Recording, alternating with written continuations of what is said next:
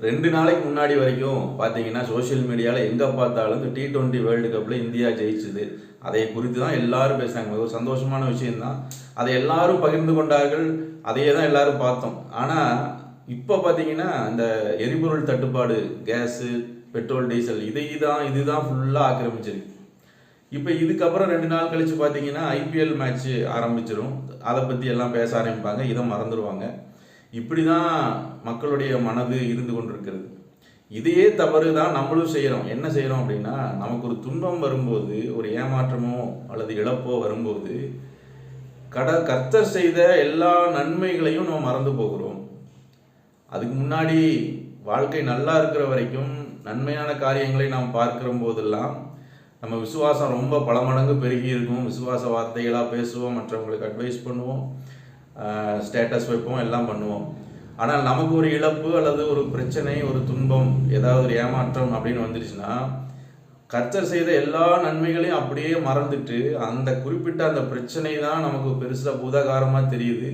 அதை குறித்து பயந்து, நம்மளும் பயந்து மற்றவர்களையும் பயமுறுத்தி புலம்ப ஆரம்பிக்கிறோம், முறுமுறுக்க ஆரம்பிக்கிறோம். இது ரொம்ப மிக மிக தவறான ஒரு காரியம். காரணம் என்ன அப்படின்னா, நம்முடைய விசுவாசம் ஒரு நிலையானதாக இல்லை, ஒரு நிலைத்த தன்மையாக அது இல்லை. அது காற்றடித்தால் ஆடுற நாணலை போல அது அப்படியே மாறிக்கொண்டே இருக்கிறது. ஒரு நாளைக்கு அதிகமாகுது, ஒரு நாளைக்கு ஒன்றுமே இல்லாமல் இருக்குது.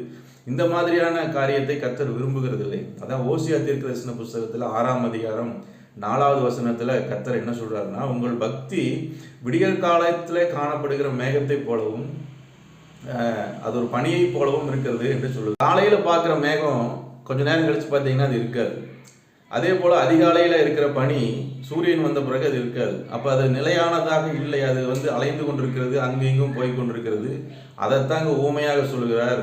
காலையிலே காண்கிற மேகத்தை போலவும் விடியற் காலத்து பனியை போலவும் உங்களுடைய பக்தி இருக்கிறது.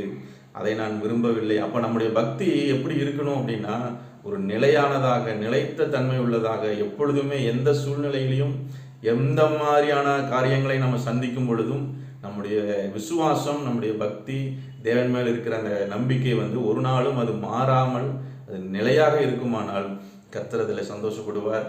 கர்த்தர் நம்மை ஆசீர்வதிப்பார். அப்படிப்பட்ட ஒரு விசுவாசத்துக்குள்ளே நம்ம கடந்து போவோம். அப்படிப்பட்ட விசுவாசத்தை நமக்குள்ளே வர்த்திக்க பண்ணும்படி அதற்காக நம்ம ஜெபிப்போம். கர்த்தர் நம்மை ஆசீர்வதிப்பார். God bless you. மீண்டும் நாளைக்கு சந்தி.